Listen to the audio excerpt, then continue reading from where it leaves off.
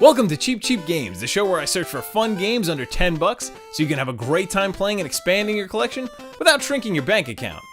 This episode will feature a game that will not only save you some coin, but where the premise is to literally save your coins. A game starring the smelly, rude, and above all else greedy, Wario. Warioland 2 for the Game Boy Color. This isn't the first time Nintendo's anti-hero has starred in his own game, but unlike its predecessor, Super Mario Land 3, Warioland, this time Wario has the title all to himself, and is finally rid of that glory hound Mario.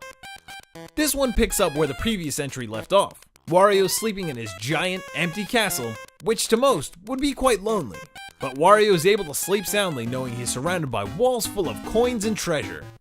Well, he's in for a rude awakening because 3 shadowy figures, sent by his nemesis Captain Syrup, have snuck into the fortress to steal his precious pile of riches. You'd think that this would make Captain Syrup and the Black Sugar Gang the bad guys of this story, but they were merely taking back what Wario stole from them in the first place. This is partly why I enjoy the game so much. The line of hero and villain are blurred, and no one's really in the right, which is unlike most video games, especially at the time of this one's release. Wario's greed is his sole motivation, and he doesn't let anyone, good or bad, get in the way of his sick lust for treasure. So Wario sets forth to Captain Syrup's castle on a mission to reclaim what's not rightfully his. There are 5 chapters total with 5 levels in each, and it plays somewhat similar to other Nintendo platformers. You jump around and fight enemies, but Wario has a moveset all his own. He can ground pound, which can crush or stun enemies. He can pick up enemies and throw them into others, or he can use his signature shoulder tackle to send them flying. There are also a few glaring differences from the norm, and the major distinction that you'll notice right from the get-go is that Wario cannot die. If he gets hit by an enemy, he'll take no damage, only getting knocked back a bit, and will also lose coins, which to Wario is actually a fate worse than death itself. The immortality is something that really makes this game stand out, and it surprisingly doesn't take away from the challenge. Typically, a platformer's challenge will come from making difficult jumps or having tougher enemies as you progress. But since you can't die, those aspects aren't present here, and the challenge comes from finding hidden rooms of coins and treasure, locating the secret exits, and puzzle solving. Now there are certain routes you won't be able to take, as there is a wall obstructing your path, or it's too high to reach. This is where a really unique mechanic comes into play. Since he's immortal, there are times you actually want to be hit by enemies. There are particular baddies that won't knock you back, but will instead cause you to transform for a short period of time.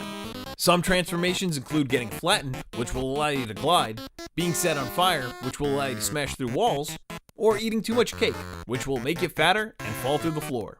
This is my favorite part, and as you move forward through the game, it's exciting to see what new forms Wario will take and how they will work to help you advance. At the end of each chapter, there's a boss battle, and since you can't die, what the boss will try and do is throw you from the battle area. It will result in you having to circle back around to the boss room and start the battle over from scratch. Like I said, the challenge isn't gone just because you're immortal, and getting knocked back out of a boss battle is way more frustrating than dying. One wrong move and you have to double back and try again. For the Game Boy, it's got a good amount of content, with 25 levels on the first playthrough, taking about 4 to 5 hours. After you've beaten it once, you'll discover that certain levels have branching paths which take you to an alternate set of levels for the next chapter. This essentially doubles the total stage count and gives the game a great deal of replayability. There is also a true ending which can be acquired by getting all the pieces to the golden treasure map. You get all these pieces in a minigame at the end of each level. The object is to figure out the hidden number between 0 and 9, and you can turn over tiles to reveal more parts of the number. Getting all the pieces will unlock the true final stage. Originally, Wario Land 2 was for the Game Boy, but then saw an upgrade to the Game Boy Color.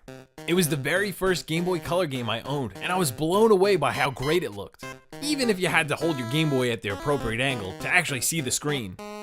The enemy design is really on point, and the transformations you can assume make it visually enjoyable. Every time you transform, the animations are hilarious. My favorite is getting stung by the bees and watching Wario's head inflate and float away. It looks even better when you're playing it on the Game Boy Advance that has a backlight, or the Game Boy player for the GameCube. By far some of the best graphics for that handheld. Wario Land 2's excellent soundtrack rounds out an already impressive experience. There are tons of songs, and each one really meshes with the level nicely. The game is a bit slower paced with tons of exploration, and the music reflected that well with a lot of laid back tracks. Wario Land 2 is really when the character started to come into his own and turn into that selfish scoundrel that we all love today. If you've never played a Wario game before, it's a great place to start because Game Boy games can be played on a variety of different consoles, and snagging a cartridge copy only costs about $8. There's always the option for the Nintendo eShop, and it's $5 there. So treat yourself to the treasure that is Wario Land 2, and feed his need for greed.